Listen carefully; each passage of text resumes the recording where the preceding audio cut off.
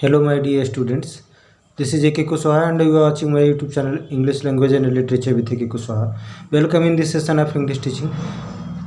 अंग्रेजी शिक्षण के इस सेशन में हम लोग यूपी बोर्ड क्लास 12th के प्रोज का last chapter the heritage of India, जिसे महान विद्वान ए.एल. बाशम ने लिखा है, इसके सेकंड पार्ट को पढ़ने जा रहे हैं। बहुत छोटे छोटे पार्ट में हम लोग इसको पढ़ने वाले हैं। तो एक पार्ट इसको हम लोगों ने पढ़ लिया था। अगर आपने नहीं पढ़ा तो डिस्क्रिप्शन बॉक्स में लिंक पड़ा है, तो उसको पढ़ लीजिए। और ये सेकंड पार्ट है। थर्ड पार्ट में इसको हम लोग पूरा कर पाएंगे। अभी एक पैरा पढ़ने वाले हैं। आइए देखें। तो ए.एल. बाशम एक प्रसिद्ध विद्वान, भारतीय सांस्कृतिक रीति रिवाज निरंतर गतिशील है, इस पर चर्चा करते हैं और बताते हैं कि अपनी संस्कृति अभी भी पश्चिमी देशों से प्रभावित हो रही है और आने वाले दिनों में यह पश्चिमी संस्कृति को भी आत्मसात कर लेगी पूरी तरह से। आइए देखें। कहा, today there are few Indians, आज कुछ ही ऐसे भारतीय होंगे। Few, a few, the few, आप जानते हो फ्यू मीन्स न के बराबर। तो आज न के बराबर ऐसे भारतीय होंगे, कुछ ही ऐसे भारतीय होंगे, अर्थात न के बराबर ऐसा कोई भारतीय नहीं होगा। कहा, whatever their creed, creed means religious belief, धार्मिक विश्वास। कहा, उनकी धार्मिक मान्यता, धार्मिक विश्वास चाहे जो भी हो। Who do not look back with pride on their ancient culture, जो अपने प्राचीन संस्कृति को गर्व से न देखते हो। अर्थात most of the Indians look back with pride on their ancient culture. ज़्यादातर भारतीय लोग अपनी प्राचीन संस्कृति को गर्व से देखते हैं, चाहे वे जिस जाति के हों, चाहे जिस धर्म के हों, चाहे जिस संप्रदाय के हों। हर कोई भारतीय अपनी प्राचीन संस्कृति को गर्व से देखता है। और कहा कि and there are few intelligent Indians, और कम ही, कुछ ही ऐसे बुद्धिमान भारतीय होंगे who are not willing to sacrifice some of its effete elements so that India में डेवलप एंड प्रोग्रेस। तो कहा कि कुछ ही ऐसे विद्वान बुद्धिमान भारतीय होंगे जो अपनी कुछ दुर्बलताओं का बलिदान करने के इच्छुक न हो, जिससे भारत विकसित हो सके और उन्नति कर सके। यानी जो भी भारतीय विद्वान होंगे वे हर कोई ये चाहेंगे कि जो इफेक्ट एलिमेंट्स है, कमजोरियां हैं, उनका बलिदान कर दें, त्याग कर दें। वो चाहेंगे कि उनका बलिदान कर दें, त्याग कर दें, ताकि भारत विकसित हो और प्रगति करे, सो दैट इंडिया में डेवलप एंड प्रोग्रेस, विकसित हो और प्रगति करे, उन्नति करे। Politically and economically India faces many problems of great difficulty. Politically, राजनीतिक रूप से, एंड इकोनॉमिकली, और आर्थिक रूप से, India faces many problems of great difficulty. Bharat बड़ी कठिन समस्याओं का मुकाबला कर रहा है, और अब इस कोविड-19 की वजह से और ये समस्या बढ़ गई। तो राजनीतिक दृष्टि से और आर्थिक दृष्टि से भारत बड़ी कठिन समस्याओं का मुकाबला कर रहा है। And no one can forecast भविष्यवाणी करना, प्रेडिक्ट, और कोई भी भविष्यवाणी नहीं कर सकता। फोरकास्ट हर फ्यूचर, भविष्य, भारत के भविष्य की भविष्यवाणी कोई भी नहीं कर सकता विथ एनी सर्टेनिटी, किसी भी निश्चितता के साथ। आने वाले समय में, भविष्य में भारत का भविष्य कैसा होगा, इसकी भविष्यवाणी कोई नहीं कर सकता। But it is safe to predict foretell, भविष्यवाणी करना। लेकिन इस बात की भविष्यवाणी करना, इस बात का आकलन किया जा सकता है, सुरक्षित है, सेफ है, दैट की व्हाट एवर फ्यूचर में भी, कि भविष्य चाहे जो भी हो, भारत का भविष्य चाहे जो भी हो, the Indians of coming generation will not be unconvincing and self conscious copies of Europeans.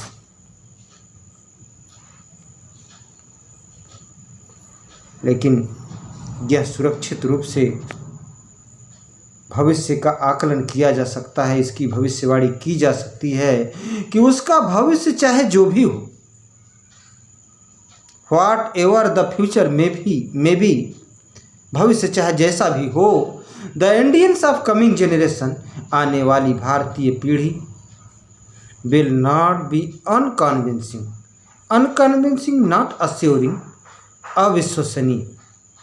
तो आने वाली भारतीय पीढ़ी अनकन्विंसिंग, अविश्वसनीय नहीं होगी,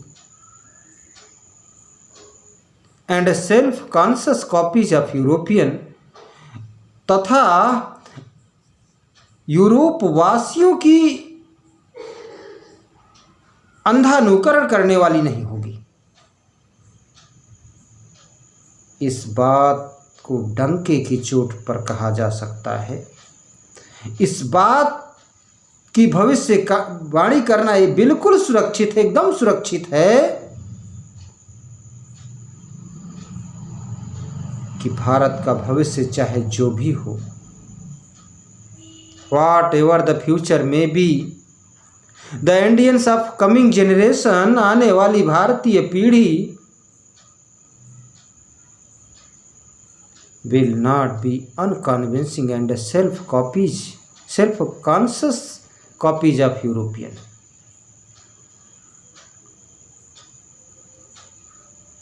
व्यर्थ की तथा आत्मचिंतन से रहित यूरोपवासियों की प्रतिलिपि नहीं होंगे।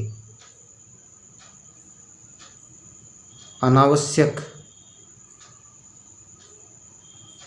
और अंधानुकरण, यूरोपवासियों का अंधानुकरण नहीं करेंगे, but will be men rooted in their tradition,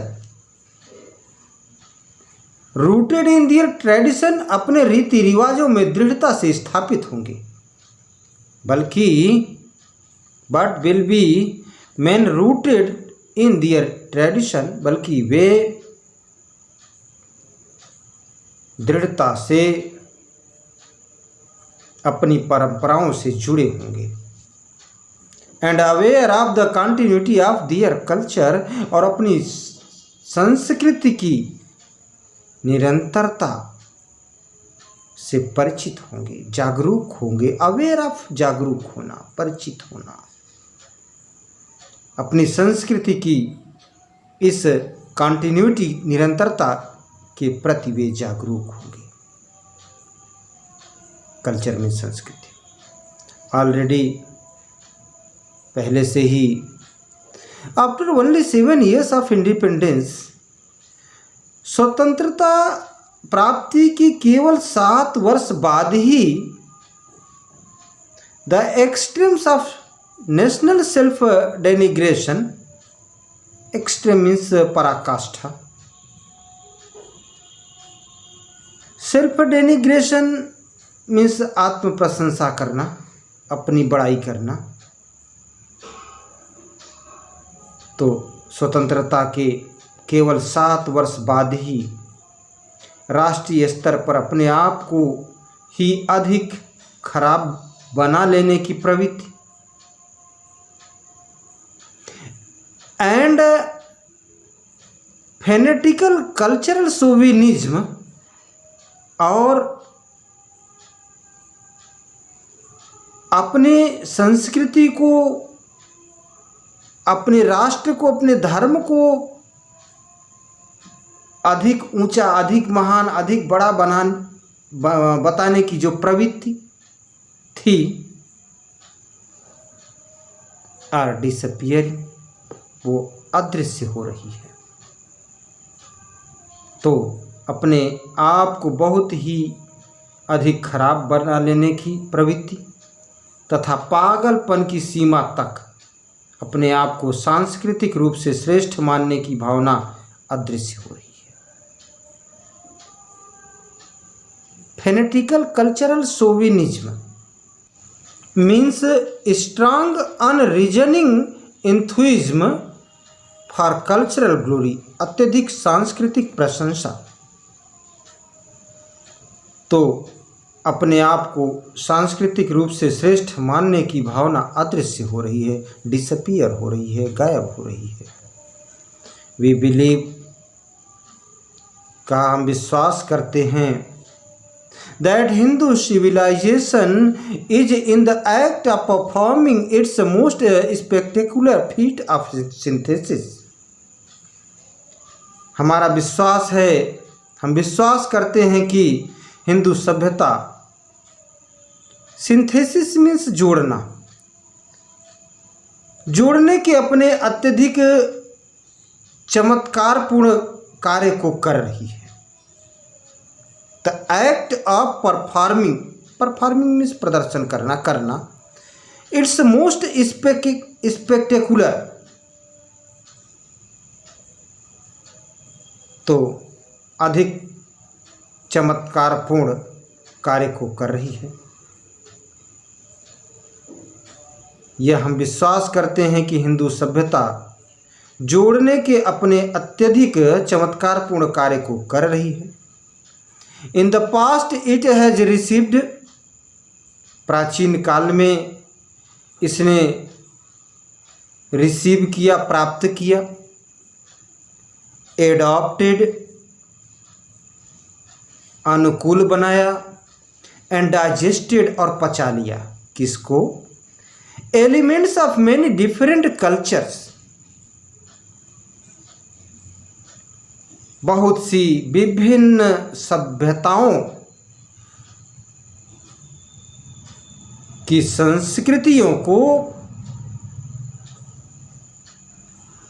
बीते हुए समय में इसने बहुत सी विभिन्न सभ्यताओं को रिसीव किया, प्राप्त किया। एडॉप्टेड, अनुकूल बनाया। एंड डाइजेस्टेड, और पचा लिया। क्या पचा लिया?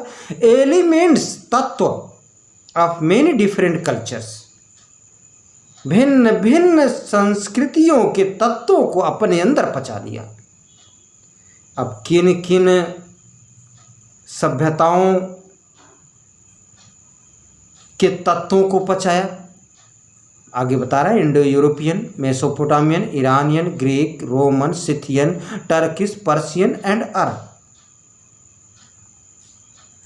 तो Bharat European, Indo European means Bharat European, Mesopotamian, Iranian, Greek, Roman, Scythian, Turkish, Persian एवं अरब एंड अरब एवं अरब देश के तत्वों को प्राप्त किया। रिसीव्ड, प्राप्त किया। एडॉप्टेड, समायोजित किया। एंड डाइजेस्टेड, और पचा लिया। इन भिन्न भिन्न सभ्यताओं की संस्कृतियों को रिसीव किया, प्राप्त किया। एडॉप्टेड, अनुकूल बनाया। एंड डाइजेस्टेड, और पचा लिया। विथ ईच न्यू इन्फ्लुएंस, प्रत्येक नए प्रभाव के साथ इट हैज समव्हाट चेंज्ड, इसमें कुछ बदलाव आया, परिवर्तन आया। इट हैज समव्हाट चेंज्ड, यह कुछ बदल चुकी है। Now it is well on the way to assimilating the culture of the west. अब यह पश्चिम की संस्कृति को अपने में समायोजित करने के मार्ग पर अच्छी तरह से चल रही है। यानी वो दिन दूर नहीं जब ये पश्चिम की संस्कृति को ऑब्जर्व कर लेगी, पूरी तरह से अपने में समाहित कर लेगी, समायोजित कर लेगी। प्यारे बच्चों, उम्मीद करता हूँ कि ये हिंदी एक्सप्लेनेशन आपके लिए हेल्पफुल होगा, आपको अच्छा लगेगा। Thanks for watching me.